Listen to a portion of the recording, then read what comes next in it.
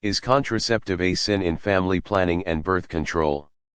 Lately I have received several questions from brethren pertained unto the best way for child birth control or family planning, and if it's sinful to apply or makes use of artificial family planning or contraceptives as a Christian.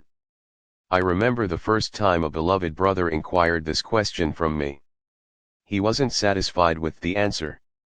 He was not happy because my answer to his question didn't collide with his theory. I recalled his dissatisfaction response: "Does that mean we should give birth to dozens of children without proper caring?" He was confused about the whole scenario, but I inquired from him and replied, "Is God not worthy of closing the womb of your wife instead of using contraceptive?" He replied, "What if God delay in such answers and my wife become pregnant after sexual intercourse?" I responded, "My beloved, that means you are faithless, because he that must come unto God must believe and have faith that God is a rewarder of them that diligently seek him. Hebrews 11:6 But without faith it is impossible to please him, for he that cometh to God must believe that he is, and that he is a rewarder of them that diligently seek him." However, this kind of issue is so controversial. That is reason I always appeal to brethren to pray over it and ask the Lord for divine guidance, because the Lord's ways are past finding. Nevertheless, I have devotedly makes scriptural research and comes out with scriptures proofs which annulled the use of contraceptive or artificial family planning in child birth control. What is contraception? This is a means of prevention of conception or the use of artificial means to control a child birth. A contraceptive deals with devices or method used in controlling pregnancy or childbirth. And I believe this edifying updates will help to decipher if truly it is sinful to apply artificial family planning or makes use of contraceptive means of controlling childbirth in Christian homes. Divine revelation about devilish plan against Christians. About a year ago I was invited for a youth conference program in the church, where I heard a heart-pricking confession of a young boy of 17 years. He is 150 years in spiritual realm, working in kingdom of darkness. He narrated his satanic ordeals on how condoms are been produced in demonic kingdoms and shipped into physically world to initiate and caged humanity into bondage. He said, and I quote, "Any woman that uses such products shall never give birth, because her womb will be demonized. She will be afflicted with various kinds of demonic sickness and afflictions. The sperm of the man shall impotently demonize and afflicted seriously. Whosoever uses such condoms has ignorantly say no to Christ and yes to Satan, because he/she will be automatically initiated into the kingdom of darkness, unlike before, when you ought to be taken to the river to undergo series of sacrificial rites before initiation. But in this perilous time, Satan has widened his demonic enterprises because of the fulfillment of the scriptures. While many of you Christian are careless and adamant while listening to the confession of this lad, I immediately recall reason why evangelist Funmileo Adabia, a sister who spent 990 years in the kingdom of darkness, lamented and said, "I don't believe that people can still make heaven because we have defiled and polluted everything in this world." God's viewpoint on family planning. Be fruitful and multiply. In the account of creation, God commanded man to be fruitful and multiply. The scripture says, God created man in his own image, in the image of God he created him, male and female he created them. God blessed them, and God said to them, "Be fruitful and multiply, and fill the earth, and subdue it, and rule over the fish of the sea and over the birds of the sky and over every living thing that moves on the earth." Genesis 1:27-28. A pregnant woman. That commandment has never been revoked by God and is still in force today, and it applies to more than just reproduction of babies. It also applies to making disciples. You can be sure of this: the devil worries when he sees the disciples of Christ multiplying. The great wickedness of Onan. This is the account of Onan in Genesis 38. I realize there are many views in the sinful account of Onan, who refused to fulfill his God-given duty to provide offspring for his brother. At that time, they did not yet have the law of Moses to teach them this commandment, yet Judah the patriarch knew this was one of the commandments of God since the creation, and he commanded his son Onan to enable his brother's widow to multiply. I have always felt that this refusal to procreate for his deceased brother was the great wickedness for which God put him to death, rather than that he simply used a primitive form of contraception. Tamar had no children at all, and he refused to give her any. To me that seemed to be different from the broader issue of using a method of controlling childbirth with one's wife, if other children had been born already or were planned in the future.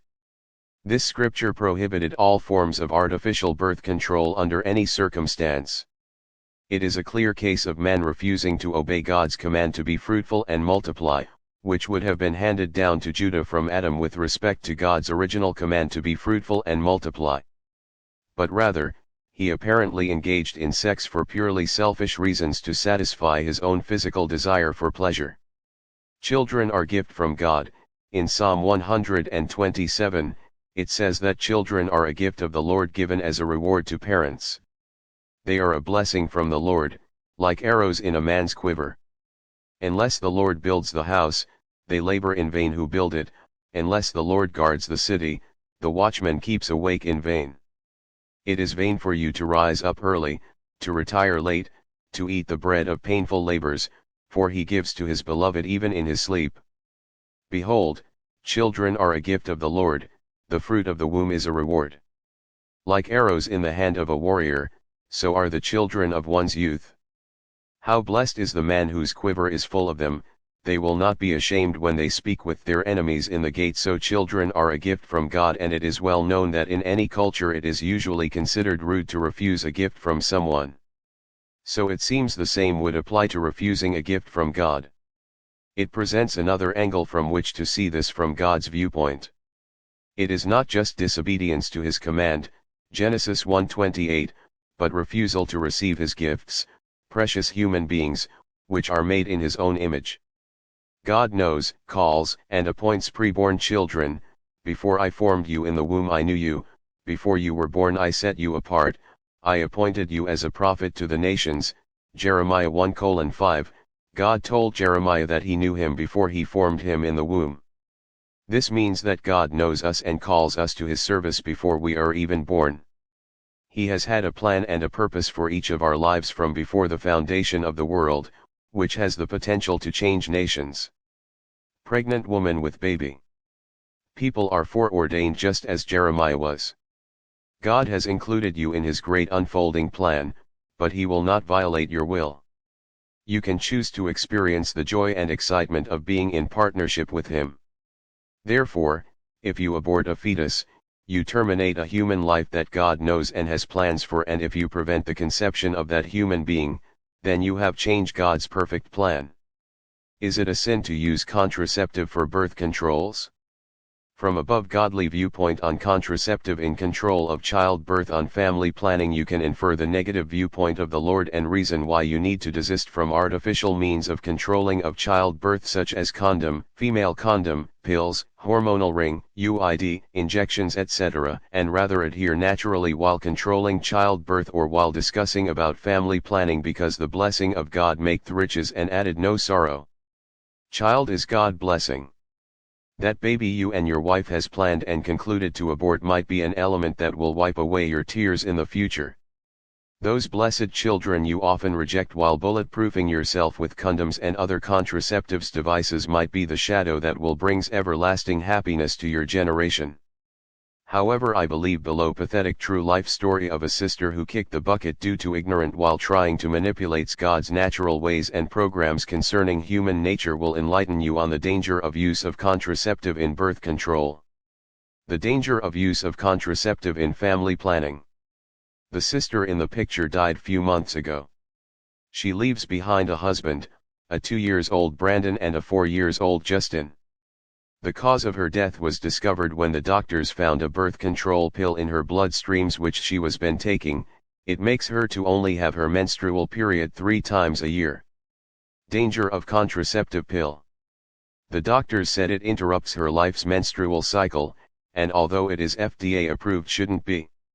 Hence I plead you to boycott this artificial product of birth controls and deal with your period once a month, so you can live the rest of the months that your life has in store for you.